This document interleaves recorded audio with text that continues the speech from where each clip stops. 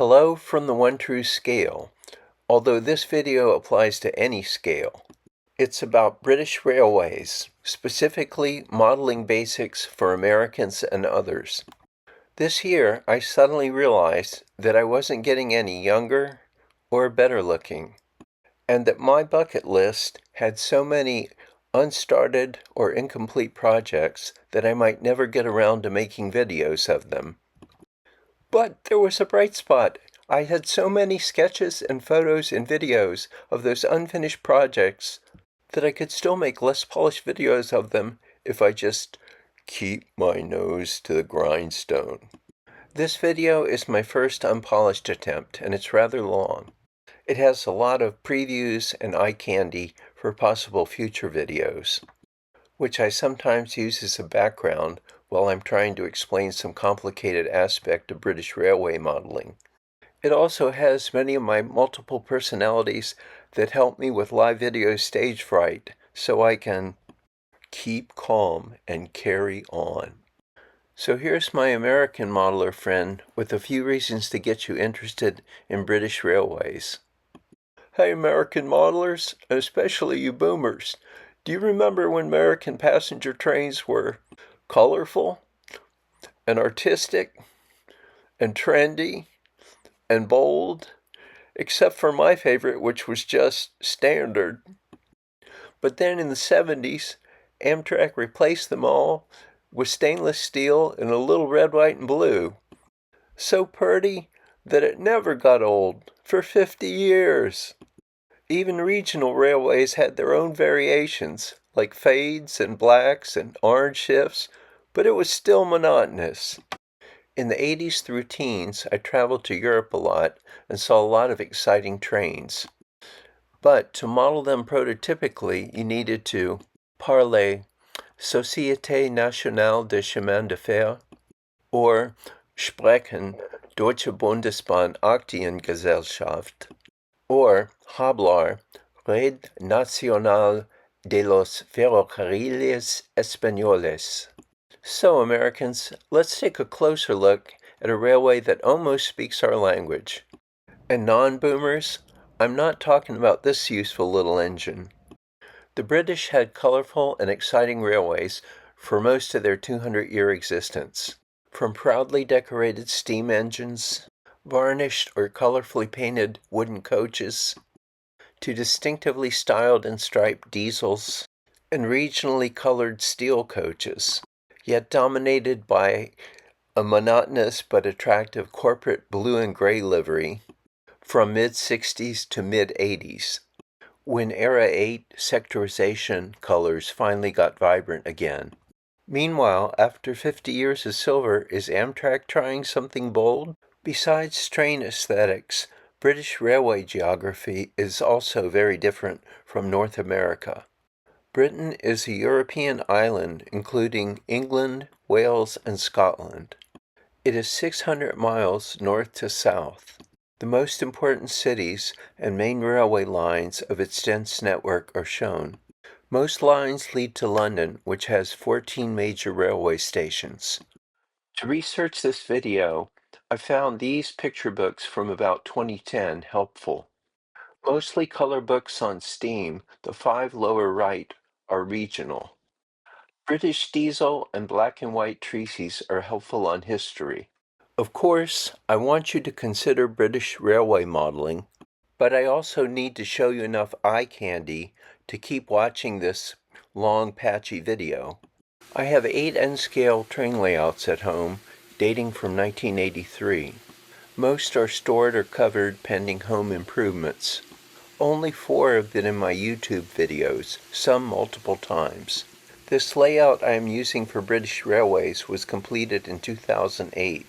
I call it Airbase Generica because U.S. airbases and airports are pretty much the same worldwide. That allows me to quickly switch countries and time periods just by switching trains, aircraft, and vehicles. The layout is simple, flat, and modular. Just 4 panels of 2 foot by 4 foot by 1/4 inch MDF with loose cauda track end structures. By the way, I have another motivation for making this video. 10 years ago, I gave a friend of mine an old unneeded train set to put up under her Christmas tree.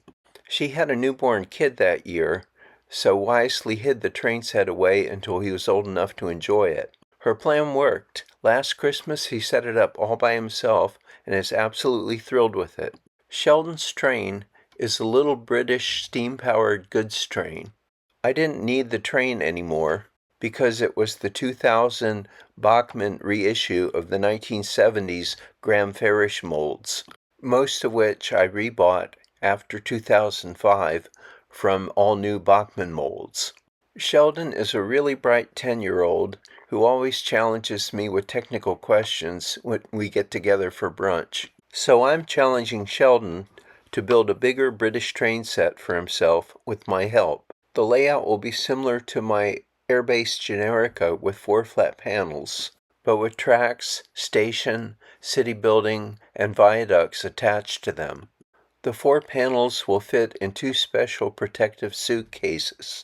The goal is for Sheldon to set up or break down the layout in a small apartment in 30 minutes.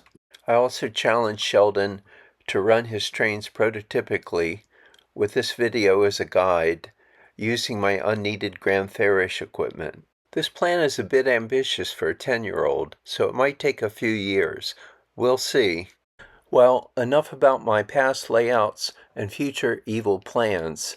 Let's ease into the details of British railway modeling. With 200 years of history, what time period are we going to focus on? There is an extremely important historical tool that British and European modelers use called the era system. Strangely, American and Japanese modelers make almost no use of a system like this. It tries to group a country's railway history into time periods that didn't change dramatically.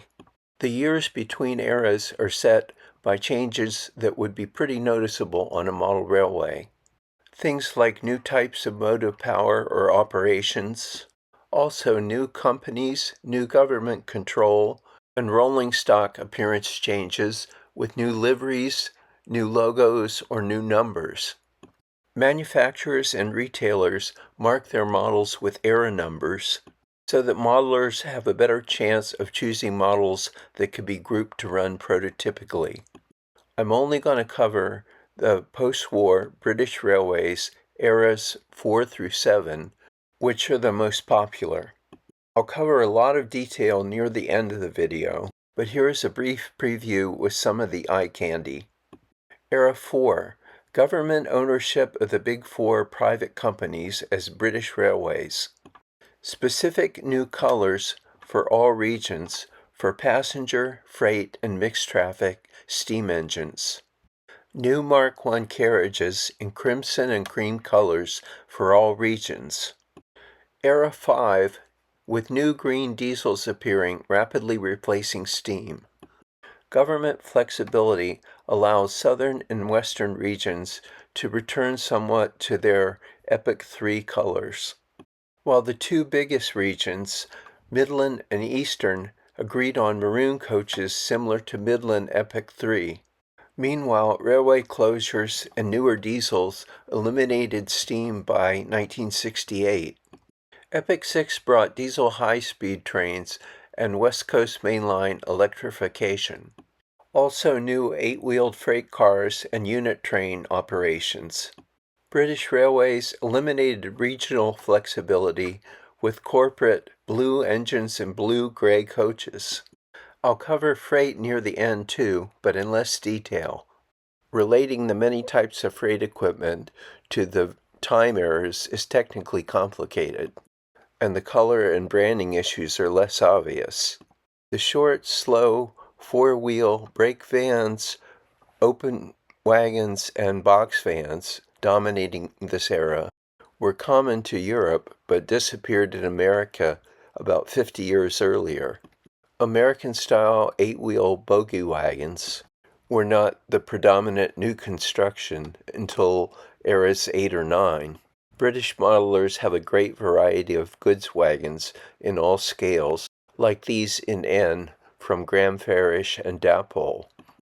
Era 4 to 7 British vehicles like these railway trucks were also drastically different from their American counterparts. Fortunately, Oxford Diecast has a great selection even in N-scale. British cabs, small and large autos, 1- and 2-decker buses, various large and small trucks, and military vehicles. Even the post-war British aircraft industry was remarkably independent until the 1970s, collaborating on Concorde and with Airbus. 1/144th scale British aircraft kits are plentiful, but these Quirky die-cast airliners are out of production and hard to find. I've left out British scenery because I don't have pictures. Bachmann Scenecraft makes some incredible short-run British resin items, and Metcalf make printed paper kits. I should mention that British N-scale is 1/48th scale.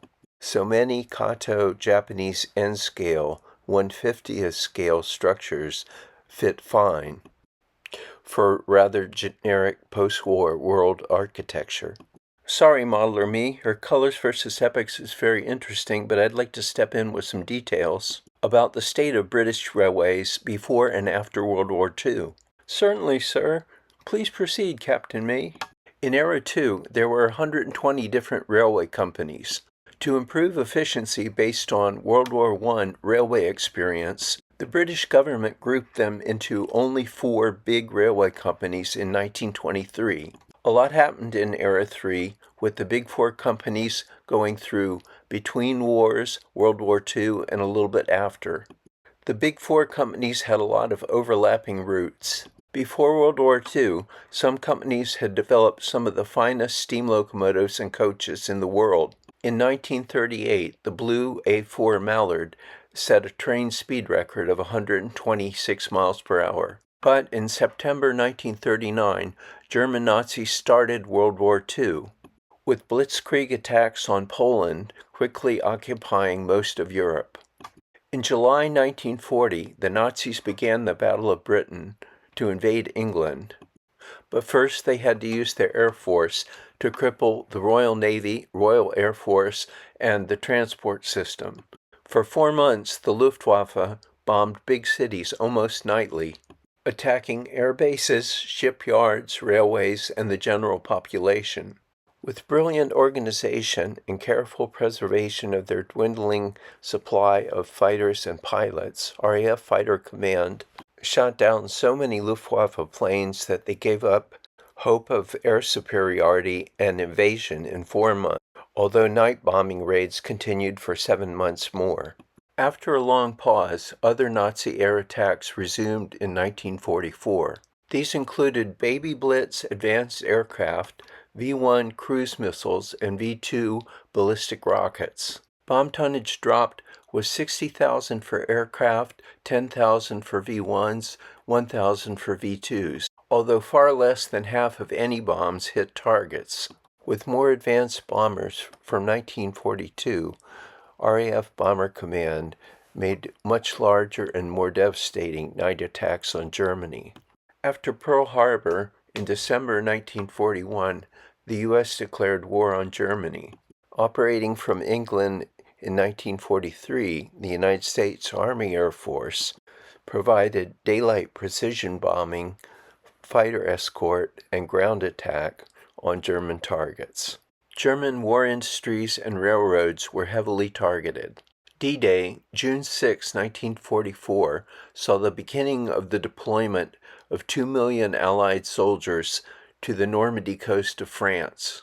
First by parachutes and gliders, then by landing craft, all with excellent air support. France was liberated in 3 months, and the Nazis surrendered by May 1945. Japan surrendered in August 1945, soon after 2 atomic bombs were dropped. After the war, Britain was lucky that their railway system wasn't as devastated as those of France or Germany. That's right, Captain Me, but it wasn't exactly in good shape either. For 6 years, the Big Four railways had been under massive strain to support war production, materials transport, and troop transport, and to do this with much of their experienced workforce away at war. Worn-out rolling stock or track needed repairs or even complete replacement. To make this easier, the big four companies were unified into British Railways in 1948. Electrifying the railways was expected in the 20 to 30-year future, but steam engines were needed in the meantime. 11 types of BR standard steam engines were designed, but only 1,000 of them were built, because there was a more urgent need for 1,700 of the existing Big Four steam engine type. New and experimental diesel engine technology was considered, but mostly ignored as a halfway step to ultimate electrification. BR flipped this decision dramatically in 1956, once American diesels proved reliable and more economical on personnel. BR postponed the electric plans and started a massive program to build many types of British diesel. The rush to develop and produce these diesels led to many failures, but also many were rather successful. Unfortunately, reduced railway demand caused the 2,700 steam engines to be retired in 1968, some less than 10 years old. Thanks, Professor Me and Captain Me, for the Epic 2 and 3 history information. Well, with that background, I think it's time to take a visit to 1950s Britain and check out the railways for ourselves. I'm wearing my top hat and my tails. Oh, stepping out with my baby. Can't go wrong 'cause I'm in right. Hey, we just boarded our pressurized TWA Lockheed 749 Constellation at LaGuardia Airport. It's our turn. 4 Wright duplex Cyclone 2,500 horsepower engines revving up, and we're off, slowly climbing. Come fly with me to London. We're cruising at 300 miles an hour for 6 hours to Gander, Newfoundland, 2 hours refueling, then 9 hours to London. What a flight. Glad I got some good meals and a little shut-eye. Now we're in a holding pattern above Gatwick, waiting for a squadron of meteors to land. Gatwick Airport actually has a local train station. A blue express with 8 crimson coaches is arriving. My little dog is barking at the meteor fighter approaching so close. Tank engine with 4 crimson suburban coaches left the station. An Avro York has taken off, and I think we're going to land after the last meteor. Yes, we're finally descending. It's good. That blue 460 isn't a Lord Nelson. Okay, there goes the York. A Lancaster with an airliner fuselage. Our pattern is right over the terminal and military hangar. Aha, 4-wheel freight wagons. One final over some coaches. And touchdown. Welcome to London. World War II Mosquito, Spitfire, and Lancaster in the hangar. Taxiing to our gate past the Sea Fury between 2 Viscounts. No doubt we're in the London area now. One might believe the upper deck of the buses served milk or beer. It was neither, so I took a local train to my hotel in Farnborough. Pulled by a Battle of Britain class 462 Pacific. Air show preparations are underway. Air show first morning. I see meteors, sabers. Whoa! Blue Eastern A4 Pacific antique coaches. A1 Pacific with same crimson cream coaches. Wow, trains and planes. In background, Viscount turboprop and the new Canberra bomber. Rainy today, no flying, train spotting from hotel lobby. Americans, here's proof Brits don't just drive on the wrong side of the road, they run their trains that way too. Blue Western 460 King class, pulling 8 new British Railway standard Mark I coaches in crimson cream. Midland 262 Prairie pulling 4 crimson suburban coaches.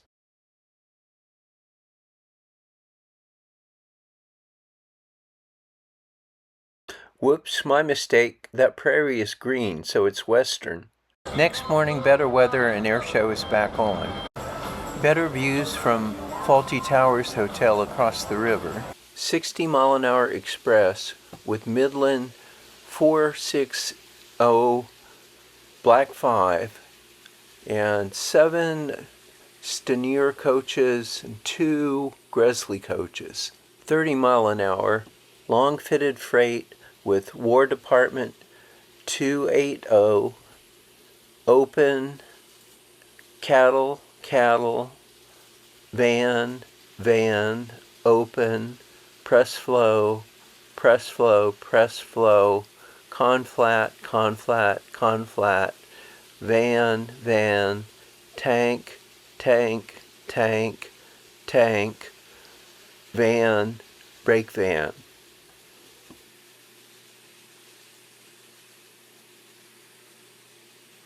Well, this is the last day of Farnborough 1950 Air Show. I'm so excited about all the new planes.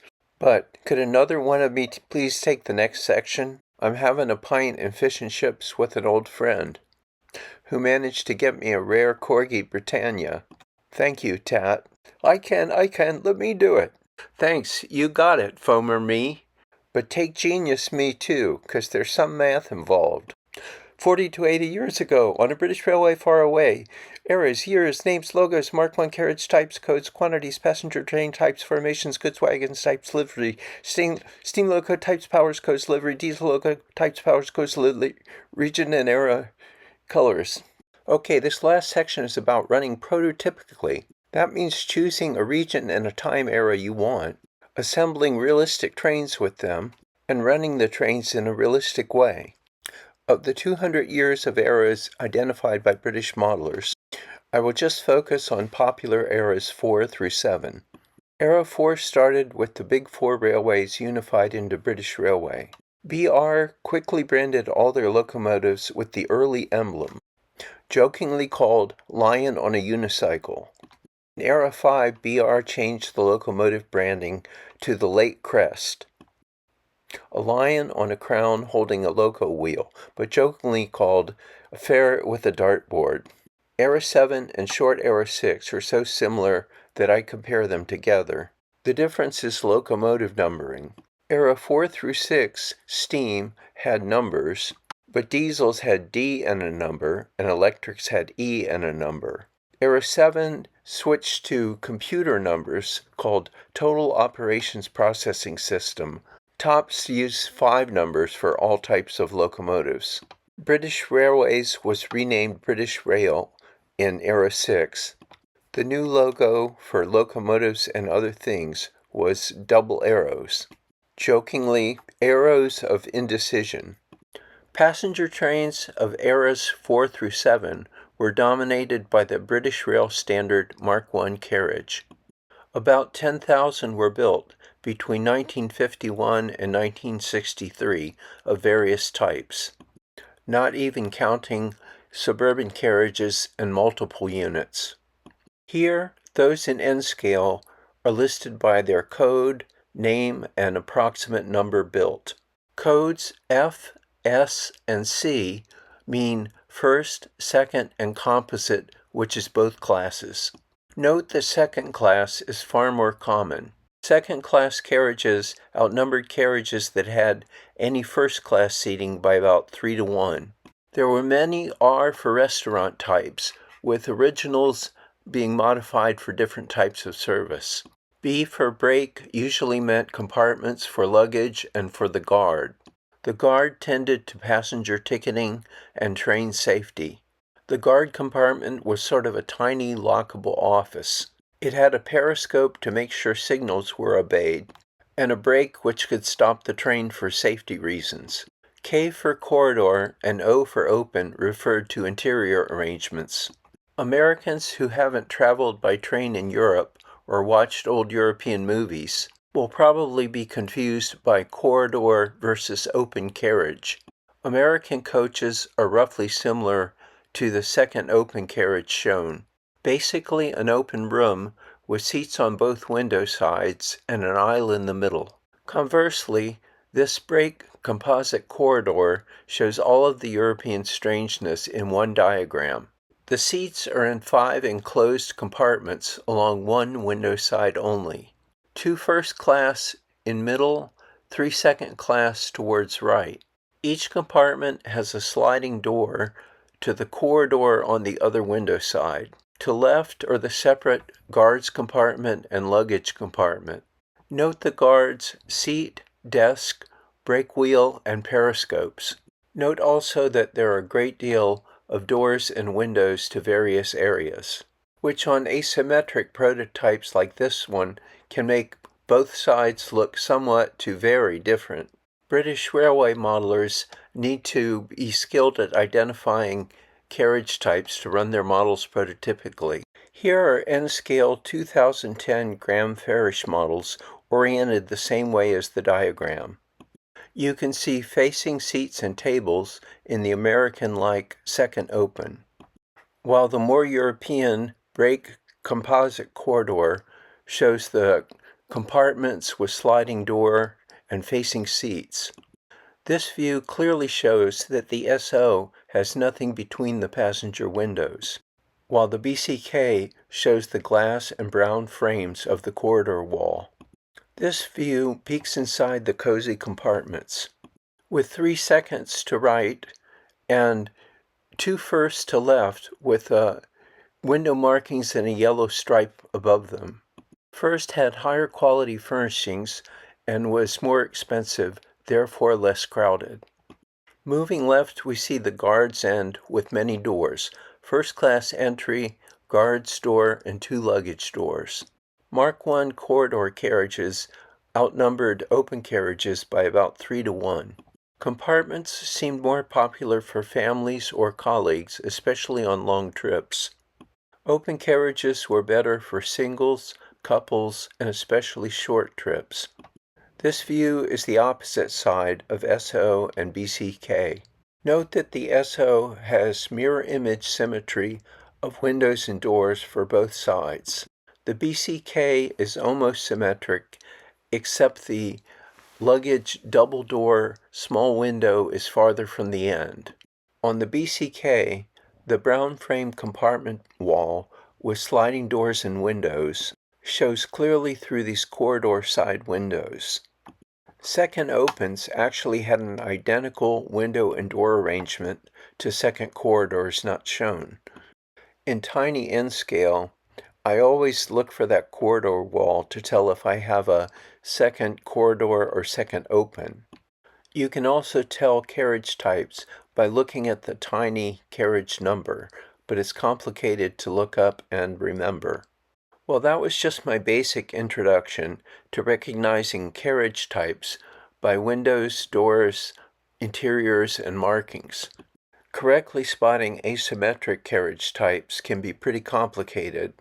For example, various Mark I restaurants or any Big Four carriages. But this is a skill you're going to need to buy correct models in correct quantities, correctly marshal your models into formations, and run your trains prototypically. Oh, Engineer Me wants to add something about where this is all going. In 2005, when I started collecting British N-scale, it was far less developed than German, Japanese, or American. It was mostly Bachmann's revived Graham Farish and some Dapol and Payco. I collected all BR regions, but just Era 5, steam and diesel with Mark I coaches. That scarcity led to the simplified situations I'm describing, and to the simplified collections I'm giving to Sheldon. Today's British Railway variety and N-scale is far better, but far more complicated. My collections were fairly realistic passenger train formations, with a locomotive and 2 to 12 Mark I carriages. I stored my formations marshaled like this from engine on bottom to last carriage on top. Ignore the freight wagons for now. I couldn't find much useful on the internet about Era 5 train formations, so I just assumed the Mark I fleet was split evenly among the regions, which it probably wasn't. Internet information on Mark I carriage quantities was also confusing, so I guessed and approximated my own numbers comparing three sources. I made this spreadsheet assuming that my collection was going to be about 1/1000th of the BR Mark I fleet. Then I adjusted that 1/1000th up or down to have enough of various types of carriages for 2 to 3 trains for each region. For example, long, medium, and short distance trains. I used some math tricks I no longer remember, so genius me will have to explain. Yes, it's really quite elementary, and it's understandable that your little engineer brain can't handle this anymore. Basically, it's just a what-if iteration, the preference for available models expressed by round-off, with available units manually distributed into 3 hypothetical train formations, some with detachable sections, strengthening or weakening the types by adding or subtracting the more commonly found carriage type. Cells C1 through 22 are your 1,000th numbers for each carriage type, with any fractional quantity of an available model rounded to 1. Cells B23 to E23 show the number of carriages per region for each of your choices. Row 25 to 27 are non-passenger stock like GUV. We can ignore floating non-passenger and sleeper carriages in row 25 to 30. Row 34 to 45, you distribute carriages to an express train with a section. Rows 47 to 54 are a semi-fast train with a small section. 56 to 60 are a local. Just ignore the rest. Whoa, enough quantum mechanics, genius me. I get to explain the British Rail regions. Epic 4 began in 1948 with the Big Four railways being unified into 6 British railway regions. These regional colors were used on railway signage and structures. Colors were somewhat analogous to coach colors of previous railways. Clockwise from London, they were green Southern, chocolate Western, crimson London Midlands, blue Scotland, tangerine Northeastern, and dark blue Eastern. The Easterns were later combined. This detailed current map shows traffic by line thickness.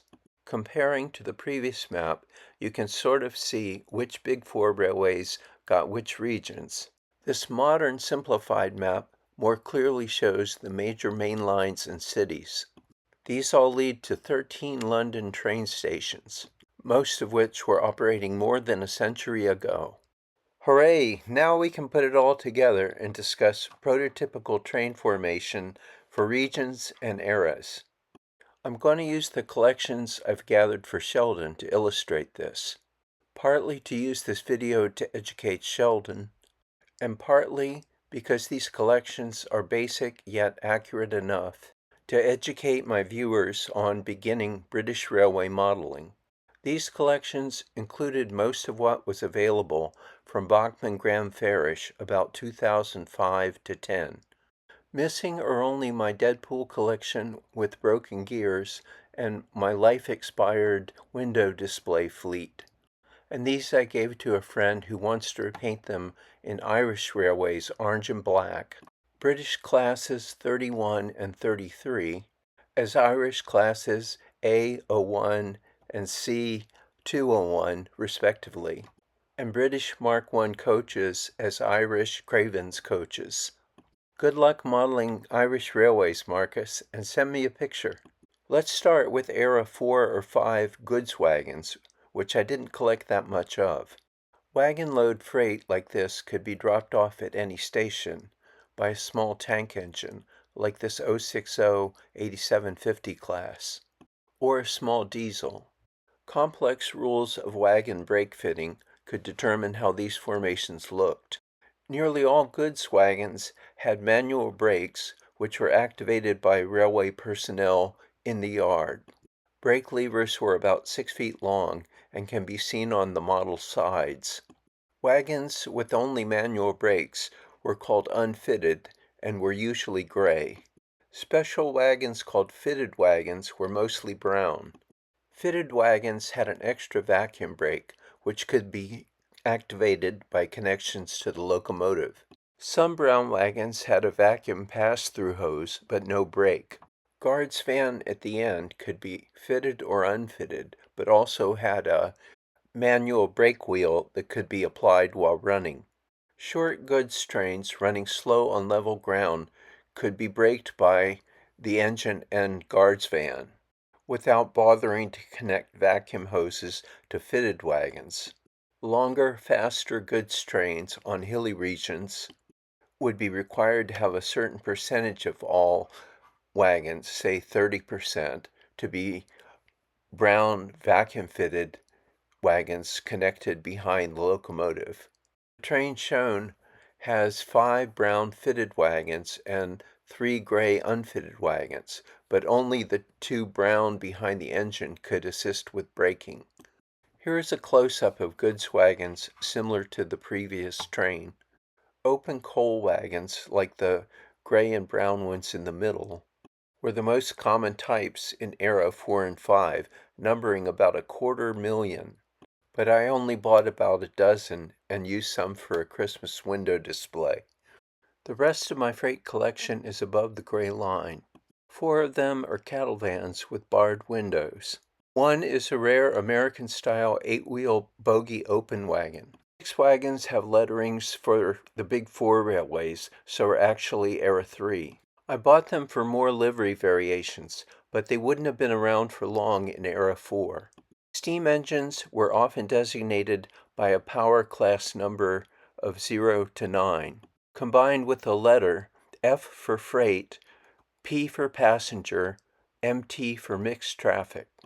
The 280 8F class was a powerful freight engine, while 060 tank locomotives like the 3F, the J94, and the previous 8750 class were far less powerful. Livery of those freight-only locos was unlined black. Mixed traffic locos that could pull passengers or freight, like the 260 Crab, were lined black. Let's move on to Era 4 passenger trains, but first a few notes about painting of liveries. British Railways cared a lot about the liveries of their premier passenger trains and the locos that pulled them. Model information like era or date usually refers to the earliest introduction of a new prototype or livery. If repaints were required every 6 years for maintenance, then it would take 3 years for half the fleet to be repainted. Except for the most important trains, railways would rarely repaint a recent old livery to give the entire fleet the new livery look. This means that the nice uniform train formations you see in model catalogs and in my examples may not have existed until several years into an era, if at all. The very proud British Railways of 1948 experimented briefly with various colors to create unified liveries. Suburban carriages not shown were overall crimson. Distance carriages were crimson and cream.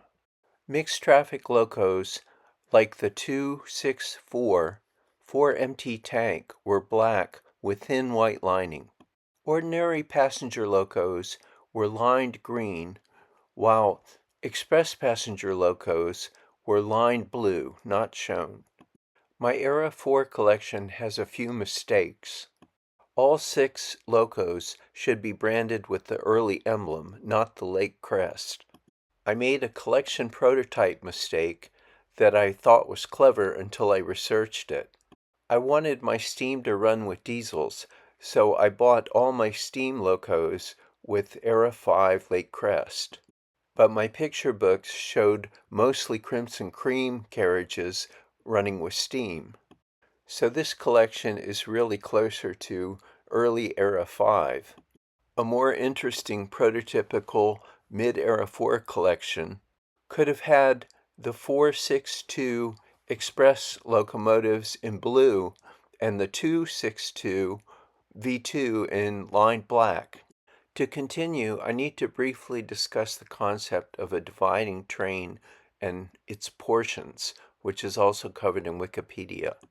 Notice the various branches on the black West Coast Main Line. Suppose a London to Manchester train was also expected to deliver passengers to Birmingham and Liverpool. The train could be divided twice en route to allow portions of the train to be taken to the other two destinations, and also on return journey recombine in reverse. The Birmingham portion could divide at Rugby, and the Liverpool portion could divide at Crewe. Carriages in dividing train formations are marshaled so that their portions can be removed or attached as efficiently as possible. Mistakes aside, my Era 4 collection is a pretty good example of a dividing train concept with various long, medium, and short portions, as they might have been used by the two largest regions, Midland and Eastern. Both regions had London to Scotland main lines. The express trains pulled by powerful 462 locos, the Midland 8P Coronation classes, and the Eastern A3 and A4 classes such as the Flying Scotsman and the Mallard. My train formations, whether considered as divided portions or direct trains, were chosen with the help of my spreadsheet. They are marked roughly as marshaled from their loco upwards in blue, red, and green. My long 7-car train could be the London to Manchester core portion. It serves every function, first and second class, corridor, and open. It has a large catering section in between first and second class, using a restaurant first open and a second open to feed the diners. There should have been a restaurant kitchen or unclassified in the middle, but I never obtained one. The long formation also needs a brake gangway at one of its ends. The very typical medium 4-car train could represent the London to Birmingham portion or could be a direct train. It lacks catering but has all the other functions, some included in combined cars, like composite corridor or brake second corridor. The 2-car short train could represent the London to Liverpool portion or could be a direct train. The rare brake composite corridor serves every function, so could actually act as a one-carriage train, but the second corridor adds a more realistic balance of class seating. Tank locos could be driven in either direction, facilitating return journeys at end stations. Not shown here are locos for the Great Western and Southern regions, which both rather begrudgingly operated Crimson Cream carriages and black and blue locos in Epic 4. I should also mention that second class was third class until Era 5. Well, I hope you appreciate and understand this example of a simple 15-carriage collection with 3 locos that could be run as a 15-carriage divided train with portions or as 3 direct trains. Only a few experimental diesels were built in Era 4. Era 5 saw the massive emergency diesel program, the end of steam production in 1959, and rapid withdrawal of steam from 62 to 67. British Railways decided that a new livery would be diesels and express steam in green, similar to old Great Western Railways colors, with carriages in maroon, similar to old London Midland Scotland color. Eastern region accepted this 100%. Midland region accepted this except for some maroon steam engines. Western region created many exceptions, but largely accepted this from 1962. Southern region mostly rejected this, but still received some maroon carriages. Western and Southern regions each got permission to use something similar to their nostalgic Big Four liveries. Southern wanted carriages and express steam locos green, like their old Big Four colors, but they accepted darker British Railways green. I didn't collect very much of this bland livery, but yellow first-class stripes and unlined green make it easy to identify carriage types. So this is the first collection that I gave to Sheldon. The long, medium, and short portions can be run divided or direct as discussed previously. I later discovered that unlike my collection, Southern usually marshaled some brake vehicle at each end of each portion. The 462 Battle of Britain class was used on the London to Exeter run with many portions.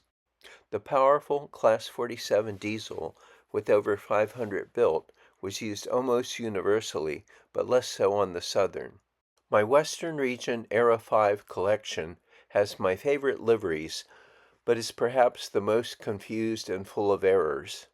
Sadly, these beautiful Mark I chocolate and cream carriages were only used for some of the premier trains. More typical Western Mark I carriages were maroon, especially after 1962 when they stopped painting chocolate cream. One mistake is that the 460 King class in blue with early emblem is Epic 4, when Western's Mark I coaches would have been crimson cream, not chocolate cream. The 460 Hall or Castle class in green would have been appropriate to pull chocolate cream or maroon carriages.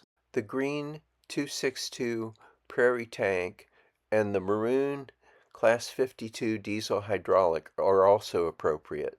The blue Class 52 is a minor mistake, being Era 6, although a few Class 52s actually were blue, green, and sand. As before, the three portions could be used for divided or direct running, although 19 carriages would be a very long divided train. The long, medium, and short portions are all slightly more embellished, with 2 more brake vehicles and 2 more restaurants. I would like the Western Era 5 liveries better if it weren't for the fact that most trains were corrupted with maroon coaches. Speaking of maroon, this is what the Midland and Eastern region fleets looked like towards the end of Era 5. So I bought my largest quantity, 26 of these carriages. Portions include 2 shorts, 2 mediums, and a large 9-carriage core with 4-carriage catering section. Proper catering has a restaurant unclassified for the restaurant first open seating and a restaurant mini buffet for the second open seating. All portions have first and second class and at least 1 brake vehicle. 3 brake gangways could be attached anywhere, usually behind the engine or at the end of the train. Diesels range from the powerful Eastern Class 55 Deltic to the universal but medium power Class 37 with the older Class 40 in between. Diesels had livery variations to enhance visibility, from aesthetic stripes early on to small yellow front panels about 1961 to full yellow ends at the end of the era. Finally, we get to Era 6 and 7, which I consider one, as explained previously. More relevant to me than the Era 7 renumbering is that Era 6 is probably the last time you could see green locomotives. By 1964, British Railways had had enough of the regional variations like Southern Green and Western Chocolate and Cream. They rebranded themselves as British Rail, switched to the double arrow logo, and chose a very uniform corporate livery with no regional exceptions. Coaches were blue and light gray with a dark gray roof. Locos were blue, including roof, initially with large yellow panels as shown. Late in Era 7, some locos got full yellow ends and large double arrow logos. Mark I coaches dominated initially, though I gave most of mine to my friend's Irish Railway. Mark II coaches appeared with 6 progressively modernized types. There were fewer types of the later Mark II and the Mark III carriages. Most were built as opens, which were now called tourist opens. For instance, tourist first open, tourist second open. My powerful Class 50 diesel could haul both the large and medium portions together. My older Class 40 could haul the medium portion. Many new electric and diesel multiple units were developed, including the very successful HST 125 high-speed train. Dividing train portions was becoming a far less common practice. The beaching cuts eventually closed about half the railway lines and stations. Freight was rapidly being modernized with faster bogie wagons and unit trains. Late Era 7 was the first time I actually experienced British Rail. Young me visited Britain in 1981 as a tourist, and in 1986 on an engineering project. A Pan Am flight from New York to London was only 6 hours then. I flew in 747s, not 707s. I landed at Gatwick, which was near my engineering work. For time off visits to London, I took Southern Region EMUs to Clapham Junction and Victoria, probably Class 423s. I did manage to make one trip to York to see the British Railway Museum, the long way from Euston to Birmingham by electrics, then diesels to York, returning to King's Cross by HST.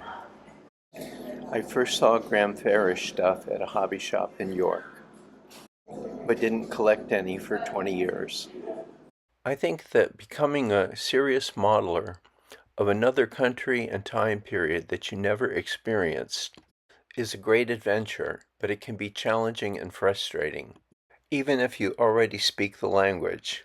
Since 1983, I have been collecting and modeling at least 10 foreign countries.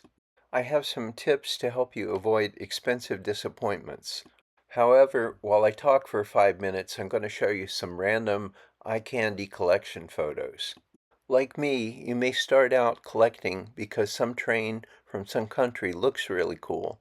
Then you probably buy a few other cool trains to run with it from the same catalog.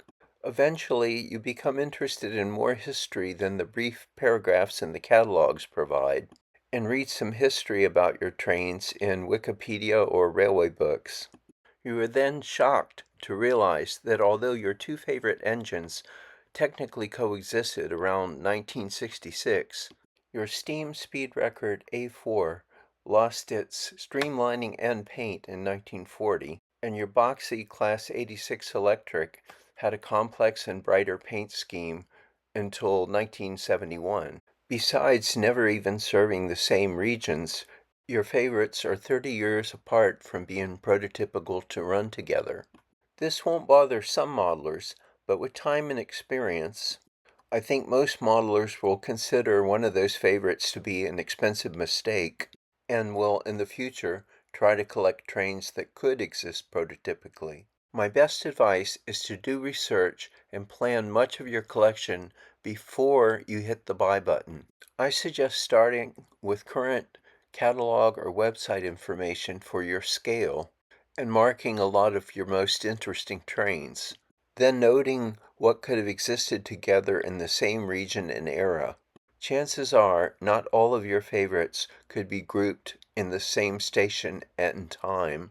You have to compromise, maybe by accepting a less interesting color scheme for one favorite, or completely excluding an impossible favorite, or building your layout with an unconnected line from another favorite region, especially in London where 13 terminal stations are within a 5-mile circle.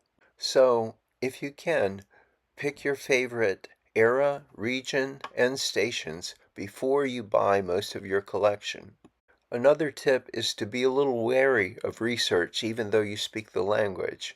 Manufacturers' catalogs and websites are my favorite for showing you the appeal of the trains and condensing the prototypical information, but they often make 10 or more livery variations of a prototype mold to sell more models, when only 3 livery variations would have been typical to cover the prototype's eras. The other variations are often exotic, but may have been short-lived or one-offs.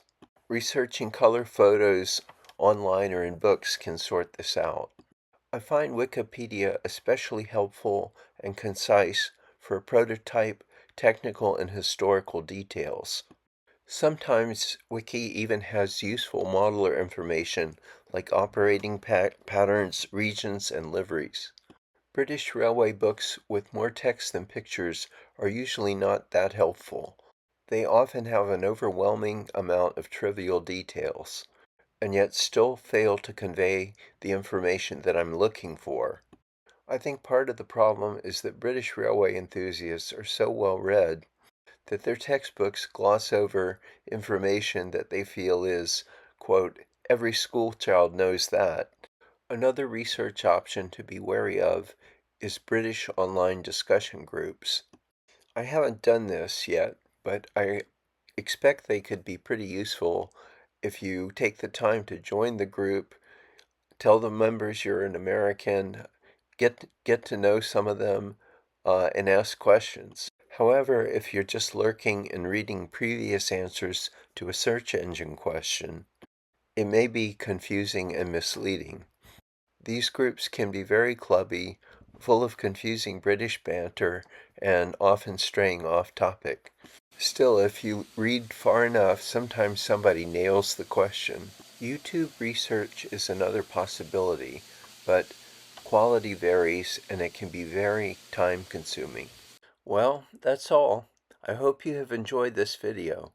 And I'd like to thank all of my helpers from the great me cloning experiment. Young me, middle-aged me, old me, bucketless me, foamer me, European me, American me, Captain me, Professor me, Engineer me, Genius me, Modeler me, Focused me, Rivet Counter me, Trains me, Planes me, Vehicles me, Structures me, Retired me, Sporty me, Swingin' me, Travelin' me, Cafe me, Beer me, Desserts me, Pilot me, Spotter me, Birdbrain me, Mad Scientist me. That's everyone, right? Evil me, get back in your jar.